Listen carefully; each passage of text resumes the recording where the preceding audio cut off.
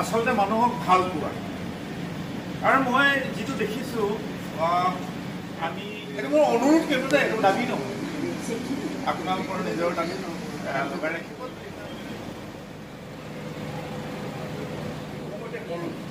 কিন্তু এই official document নহয়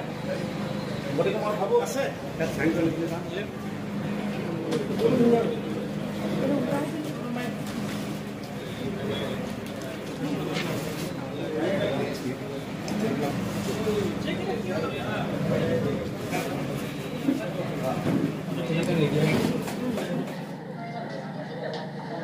দুখৰ মাজতো শাৰদীয় দুৰ্গা উৎসৱৰ মই সমগ্ৰ অসমৰ লগতে মোৰ সমষ্টি প্ৰত্যেকগৰাকী ব্যক্তিলৈ শুভেচ্ছা আৰু ওলগ জনাইছোঁ আৰু মাননীয় মুখ্যমন্ত্ৰী ডক্টৰ হিমন্ত বিশ্ব শৰ্মা ডাঙৰীয়াই বহু পূৰ্বে অৰ্থাৎ আজি 2 বছৰ দিন ধৰি প্ৰতিখন পূজা কমিটিলৈ আৰ্থিক অনুদান আগবঢ়াই আহিছে আৰু এইবাৰো ডিগবৈ আমাৰ 62খন পূজা কমিটিলৈ 10,000কৈ 6,20,000 টকা আগবঢ়াইছে আজি তাৰে কমিটিক 10,000 টকাকৈ চেক বিতৰণ কৰা হৈছে গতিকে মই ভাবোঁ এই 10,000 টকাৰে তেওঁলোকৰ পূজাৰ যিখিনি নীতি নিয়ম কৰিবৰ কাৰণে যথেষ্ট হ'ব বুলি ভাবোঁ আৰু যিহেতুকে যোৱা 19 আমাৰ ছেপ্টেম্বৰ তাৰিখে আমাৰ হিয়াৰ আমঠু জুবিন গাৰ্গ ইতিমধ্যে আমাৰ মাজৰ পৰা গুচি গৈছে আৰু যথেষ্ট দুখ প্ৰতিটো জাতি প্ৰতিটো জনগোষ্ঠী প্ৰতিটো ভাষা ভাষী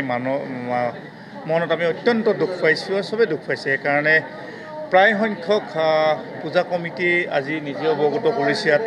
যে তেওঁলোকে খুব উলহ মালহেৰে এইবাৰ দুৰ্গা পূজাখন নেপাতে অনুষ্ঠিতকৈ খুব কম খৰচত বা লাহ বিলাহ এৰি কিনে নিয়মটো কৰি কিনে পাতিব তাৰ কাৰণে মই ধন্যবাদ দিছোঁ আৰু তেওঁলোকেও কৈছে যে আমি বৰ ডিজে চিজে বজাই কিনে মানুহ হুলস্থুলীয়া পৰিৱেশ নকৰোঁ গতিকে ভাল হৈছে আৰু